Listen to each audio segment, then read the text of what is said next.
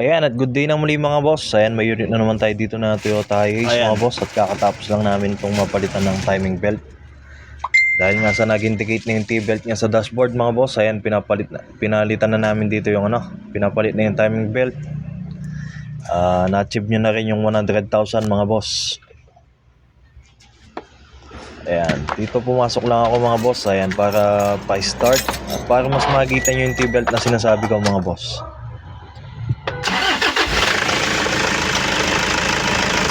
Ayan mga boss, yung nakagilaw na yellow. Ayan, T-belt yan mga boss. Kaya pag nag-indicate na yan, huwag nyo na yung sa walang bahala mga boss. Palit na, pagpunan nyo na yan mga boss. Dahil madaming yellow damage pag yan naputulang kayo. Ayan, kung napansin nyo dito sa dati niyang mga boss, timing cover 137,000. At dito sa dashboard 237. Ayan, 100,000 na diba mga boss. Kaya nag-indicate yan. Papalit na mga boss dahil mas malala yung gastos pag itong T-belt na maputulan. Daming masisirang component sa loob ng makina mga boss. Kaya dito pag nakapagpalit na kayo ng timing belt mga boss at gusto nyong malaman kung paano mag-reset, eto mga boss, pwede nyo sundan to.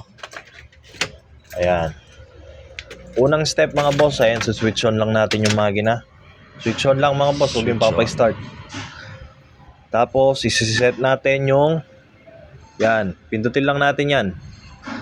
Trip A, medyo malabo kaya pupunasan natin ng konti mga boss.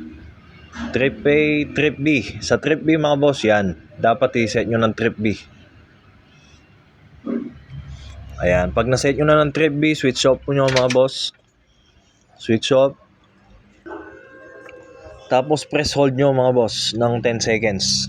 Huwag nyo bibitawan mga boss, press hold nyo lang. Pindutin nyo lang mga boss.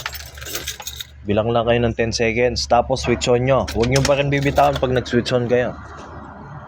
Ayan, habang naka-switch on yan, huwag nyo bibitawan. At mapapansin nyo, nagbi-blink-blink yung timing belt sa taas mga boss. Tapos bilang ka uli kayo ng 10 seconds. Tapos pag naka 10 seconds, bitaw. Tapos isang push. Ayan. May lumitaw na yung 10 mga boss. Ibig sabihin yan, 100,000 kilometer. Ayan, kaya nag-indicate siya, na-achieve nyo na yung 100,000 km. Ayan, siset tuloy natin yan sa 10 mga boss. Para sa 100,000, doon na naman papalit si sir. Ayan, ganyan lang mga boss, iset nyo lang 100,000. Yung iba 12, pero kami dito 10.